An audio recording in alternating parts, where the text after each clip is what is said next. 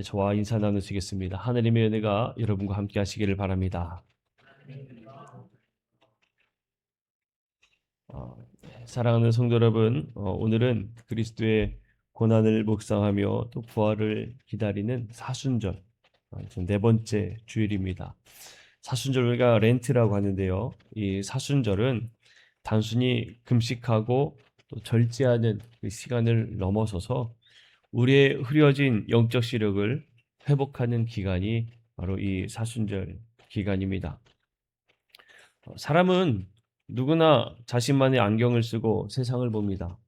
어떤 사람들은 돈이라는 안경을 쓰고 사람을 평가하며 가치를 매기고요. 어떤 사람들은 경험이라는 안경을 쓰고 자신의 미래를 혹은 다른 이들의 미래를 단정짓기도 합니다. 네. 그러나 우리가 쓴 이 안경은 왜곡되어 있어서는 안 되겠지요. 만일 우리가 쓴 안경도 왜곡되어 있다면 우리는 결코 진실을 볼 수가 없을 겁니다. 오늘 우리가 함께 읽은 사무엘상과 요한복음에서는 공통적으로 우리에게 말해주는 것은 보는 시선에 대해서 우리에게 말합니다. 사무엘상에서는 이스라엘의 새 왕을 세우는 데 있어서 하느님의 시선을 말해주고 있고요.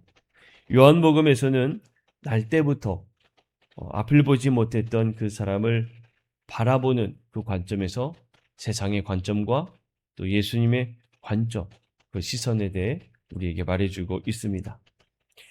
이 두 이야기를 보면요, 모두가 이 두 이야기를 보면 성도된 우리에게 이러한 질문을 던지고 있습니다. 성도요, 당신은 지금 사람의 안목으로 보고 있습니까? 아니면 하느님의 안목으로 이 세상을 바라보고 있습니까? 사랑하는 성도 여러분, 오늘 우리에게 주는 이 말씀을 통해서 우리의 낡은 세상적 안경을 벗어버리고 하느님의 눈으로 내 자신과 또 이웃 그리고 세상을 바라보는 영의 눈이 뜨어지는 놀라운 은혜가 일어나기를 주님의 이름을 간절히 축복합니다. 먼저 우리가 구약의 말씀인 사무엘상 16장의 말씀을 보고자 합니다. 이스라엘의 첫 왕이었던 사울이요, 하느님의 말씀에 불순종하여서 버림을 받게 됩니다. 그래서 하느님은 당시의 선지자였던 사무엘에게 베들레헴의 이새의 집에 새로운 왕을 준비하여 세우시려고 하는 그 계획을 사무엘에게 말씀을 하지요. 이때 사무엘은 어떤 감정이 들었는가 하면 사실 인간적으로 두려웠습니다. 왜 두려웠겠습니까? 현재 권력의 정점에 사울이 서슬퍼렇게 살아있었기 때문에 사울이 살아있는 이 권력이 살아있는 이 중심에 베들레헴으로 간다. 더군다나 사무엘의 이 행동에 이 사울 왕은 주목하고 있었는데 그 사무엘의 행동에서 이상한 점이 발견된다면 사울이 이 사무엘을 가만 두겠냐는 거죠. 요즘에 한참 우리 전 국민들이 다 보고 또 세계적으로도 요즘에는 떠들썩하다고 해요. 왕과 사는 남자. 여러분 보셨는지 모르겠습니다. 세조와 단종의 이야기였죠. 그 영화 속에서도 분명히 나옵니다. 또 역사적으로서도 역사적인 순간에서도 분명히 나와 있고요. 권력이 서 있는데 뭔가 다른 움직임이 보인다. 상당히 두려운 이야기예요. 베들레헴 장로들도요. 사무엘을 맞이할 때에 떨면서 맞이했어요. 이 무슨 일입니까? 혹시 무슨 일이 있는 거 아닙니까? 평안을 위한 거 맞습니까? 그렇게 이야기를 해요. 왜냐하면 현재 그들에게 있어서는 권력의 중심인 사울의 지금 서슬퍼렇게 살아있는 것도 알고요. 사울과 사무엘의 관계가 썩 좋지 않다는 것 또한 이 사람들은 알고 있었어요. 사울과 사무엘의 이 행위는 모든 사람들에게 다 드러나 있는 모습이었거든요. 그러니까 이 사무엘도 세상적 관점 속에 있었고요. 베들레헴 장로들도 하느님의 계획보다는 당장 눈앞에 있는 권력지형을 보면서 떨고 있었던 겁니다. 사람이 세상의 기준과 분위기를 따라 살아가게 되면 오늘의 본문에 나와 있는 것처럼 늘 두려움에 묶일 수밖에 없다라는 것을 우리에게 말해줘요. 사무엘이요, 이새의 아들들을 이제 대면하게 됩니다. 그때에 첫째 엘리압을 보고 마음에 야, 하나님께서 기름 부으실 자 과연 이 가운데 있구나 라는 마음을 품었어요. 엘리압은 풍채가 좋았고요, 용모도 뛰어났습니다. 여러분, 풍채가 좋고 용모가 뛰어났던 사람이 누구였는가 하면 사실 그 선대왕 사울입니다. 사울도 풍채가 좋고요, 용모도 뛰어났어요. 그러니까 사무엘은 이 순간에도 역시 사람의 안목인 겉 모양의 마음을 빼앗기고 있었다는 것을 볼 수가 있습니다. 이때 하나님께서 역사의 길이 남을 말씀을 주시죠. 바로 7절에 있는 말씀입니다. 사람은 외모를 보거니와 나 여호와는 중심을 보느니라. 사람은 겉으로 드러나는 거 보지만 하느님은 중심을 보신다라고 말씀하고 계세요. 자, 여기에서 중심으로 번역된 히브리어는 레바브라는 단어입니다. 레바브라는 단어는요, 단순히 감정적인 마음을 뜻하는 말이 아니에요.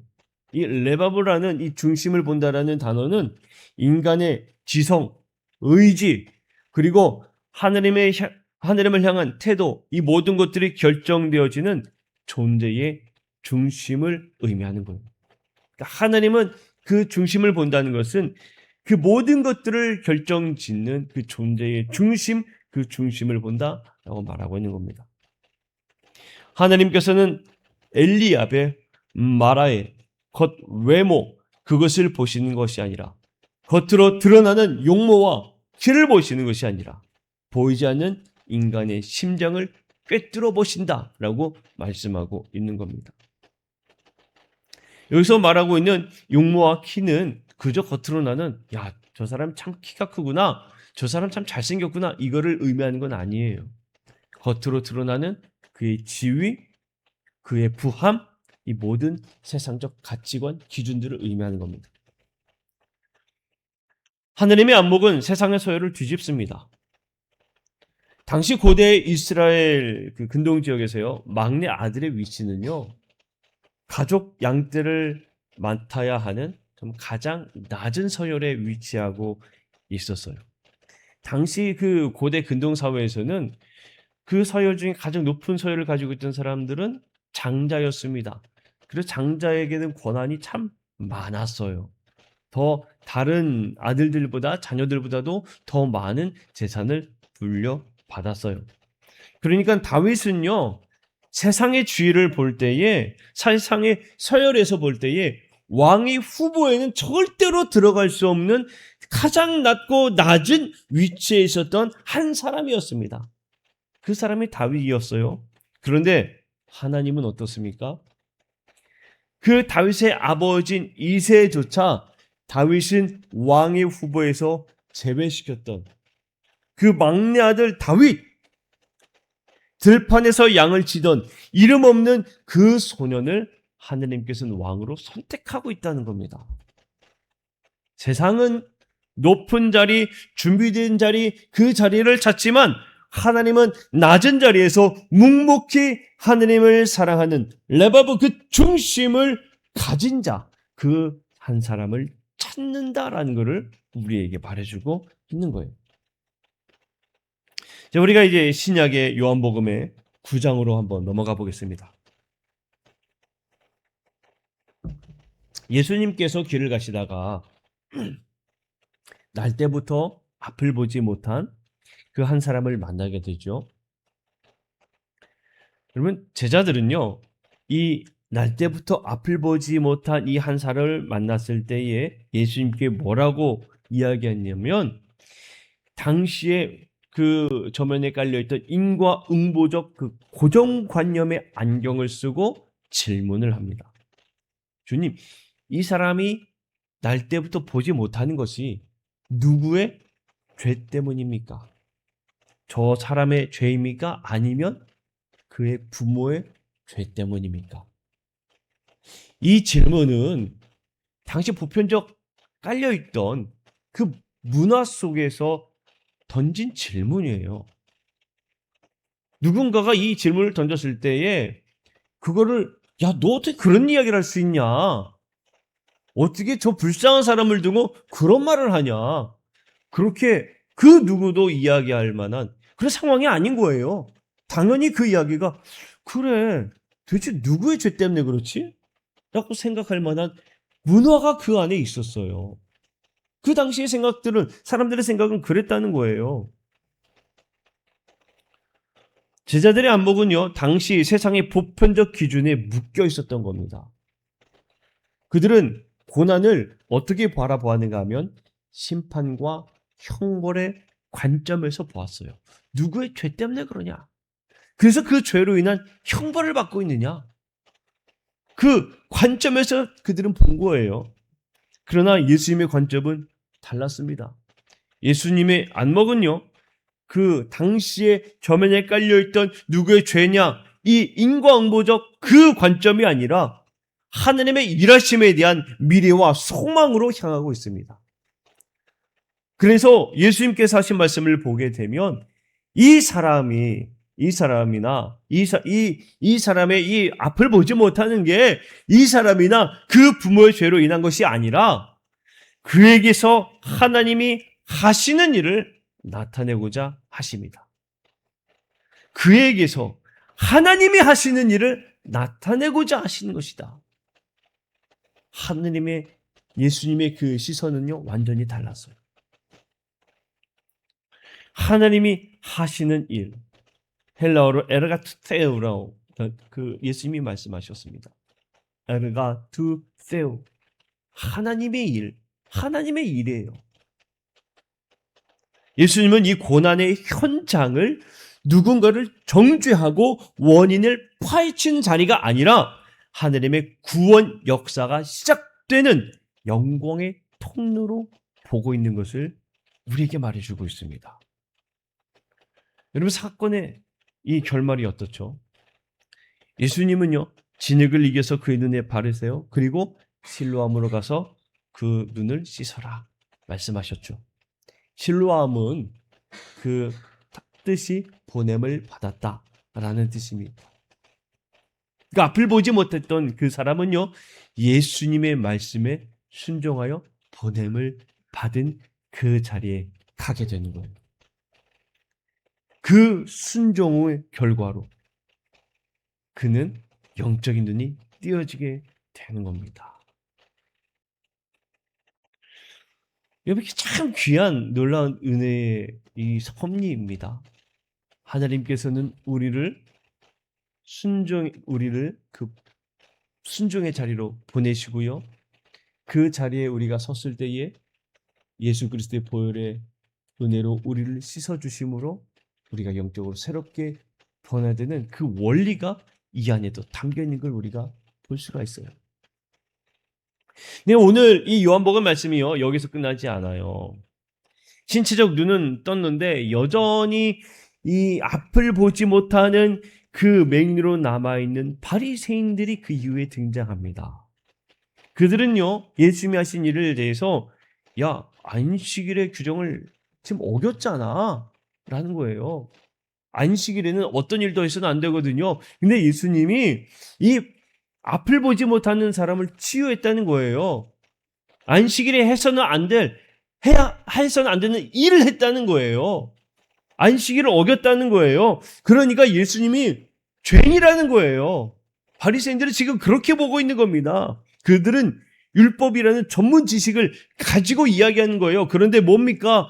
율법이라는 전문 지식은 가졌지만 정작 눈앞에서 일어난 하나님의 일, 그 에르가 일을 보지 못하고 있는 거예요. 지금 현재 뭡니까? 자기 기준과 지금 자기 자리에서 그들은 눈이 가려져 있는 것을 우리에게 보여주고 있습니다. 결국에 본문 마지막에서요, 예수님은 그렇게 선언을 하세요. 스스로 본다고 하는 자들은 영적으로 소경이 되어지고 앞을 보지 못하게 되고, 못 본다고 앞을 보지 못한다고 고백하며 겸손히 나온 사람들은 진짜 보게 될 것이라고 예수님은 말씀하세요. 그렇습니다. 하느님의 안목은요, 오직 겸손한 사람에게만 허락되는 은혜의 선물임을 여러분 꼭 마음에 새기시기를 축복합니다. 하느님의 안목은 겸손히 나오는 자들에게 주시는 거예요. 사랑하는 성도 여러분, 사무엘상 16장의 말씀과 요한복음 9장의 말씀은요, 결국에 하느님의 그 하늘의 진리를 우리에게 말해줍니다. 세상의 안목은 겉모습과 세상의 기준에 묶여서 사람을 판단하고 정죄하지만, 하느님의 안목은 중심을 보시고 미래의 하느님의 그 구원 계획을 세운다라는 걸 우리에게 말해주고 있어요.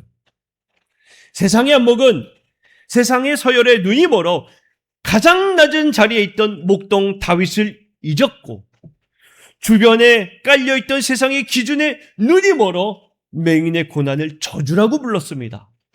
하지만 하나님의 안목은 가장 낮은 자리에서 묵묵히 자리를 지키고 있던 이름 없는 한 목동에게 기름을 부어주는 놀란 은혜를 부으셨고, 사람들이 무시하고 손가락질하던 맹인의 눈을 통해서 하느님의 영광을 드러내셨습니다.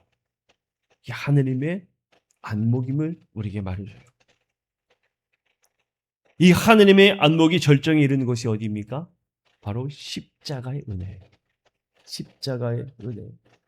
세상의 눈으로 볼 때 십자가는 무엇이었습니까? 실패였고요. 세상의 눈으로 보면 십자가는요, 가장 수치스러운 죽음이었습니다. 그러나 하나님의 안목으로 보면 이 십자가는 무엇입니까? 인류를 구원하는, 인류를 향한 가장 위대한 승리가 되고요, 하나님 사랑의 완성이 되는 순간이 바로 이 십자가가 되는 거예요. 사순절은 바로 이 십자가의 안목을 배우는 시간입니다.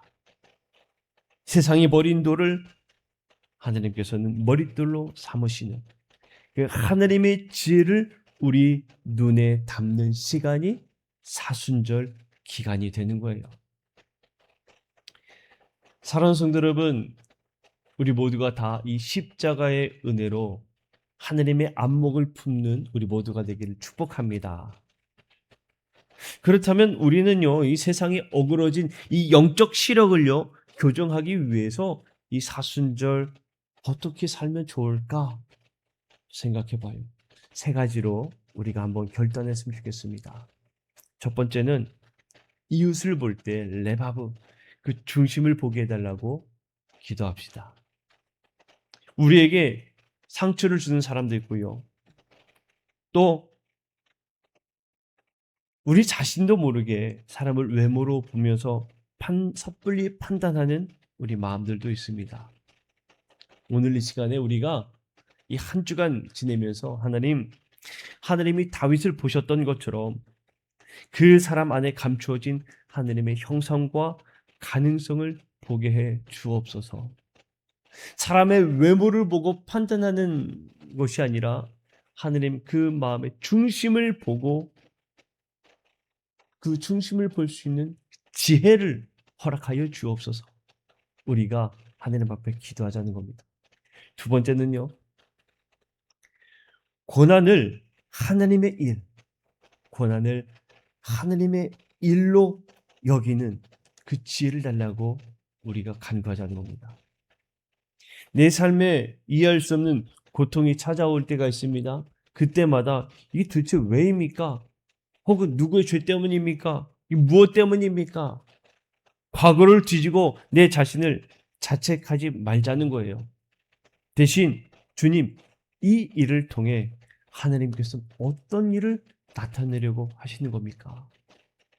주님, 나에게 이 고난을 통하여서 하나님은 도대체 어떤 영광을 내게 보여주시려고 하십니까? 우리의 관점을 바꾸자는 겁니다. 하나님, 내가 왜 이런 일을 겪어야 됩니까?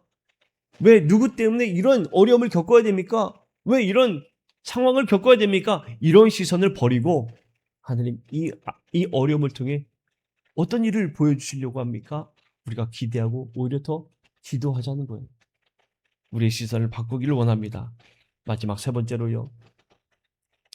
예수님과의 만남을 사모하자는 겁니다. 마지막으로 예수님과의 만남을 사모해야 돼요. 여러분, 앞을 보지 못하는 사람이요, 눈을 뜨게 된 것은 단 하나입니다. 예수님을 만났기 때문에. 예수님을 만났기 때문에 그래요. 여러분, 예수님을 진정으로 만나기를 주님의 이름으로 간절히 축복합니다. 바리새인들은 예수님을 안 만났습니까? 만났어요. 수없이 많은 사람들도 예수님을 만났어요. 그러나 영적인 그 눈을 뜬 사람은 한 사람이었습니다. 진짜 예수님을 만난 사람. 여러분, 우리도요, 예수님을 만나야 돼요. 우리 마음에 주님이 살아 움직여야 됩니다. 우리가 이 사순절 기간, 주님, 내 안에 예수가 살아 움직이는 그 삶이 되게 하여 주옵소서. 내 안에 예수 그리스도가 살아 숨쉬는 인생이 되게 하여 주옵소서. 우리가 그렇게 주님 앞에 간절히 간구하며 기도해야 될 줄로 믿습니다. 자, 말씀을 정리합니다. 사랑하는 성도 여러분, 하느님께서는요, 오늘 우리에게 그렇게 말씀하세요. 사람은 외모를 보거니와 나 여호와는 중심을 보느니라. 그에게서 하나님이 하시는 일을 나타내고자 하심이라. 사순절 네 번째 주일을 보내며 우리 모두의 영안이 열리기를 주님의 이름으로 간절히 축복합니다. 사람의 눈이 아니라 하느님의 눈으로, 겉모양이 아니라 중심으로, 정죄가 아니라 하느님의 일을 바라보는 안목으로 바뀌기를 간절히 소망합니다. 세상의 빛으로 오신 예수님께서 여러분의 어두운 시력을 밝히시고 주님이 보시는 것을 함께 보며 걸어가는 참된 제자가 되시기를 주님의 이름으로 간절히 축원합니다. 오늘 말씀을 생각하면서 우리 함께 찬양하고 함께 결단하며 기도하기를 원합니다. 주님, 오늘 말씀을 기억합니다. 오늘의 말씀을 기억하며 시간 주 앞에 기도합니다. 주님, 내가 중심을 보기 원합니다. 그리고 고난을 하나님의 일로 바라볼 수 있는 시선을 주옵소서. 그리고 정말 내가 예수님을 만나기를 원하오니 우리 안에, 내 안에 예수가 살아 숨쉬는 놀라운 은혜를 허락하여 주옵소서. 우리 함께 찬양하고 결단하며 기도하겠습니다.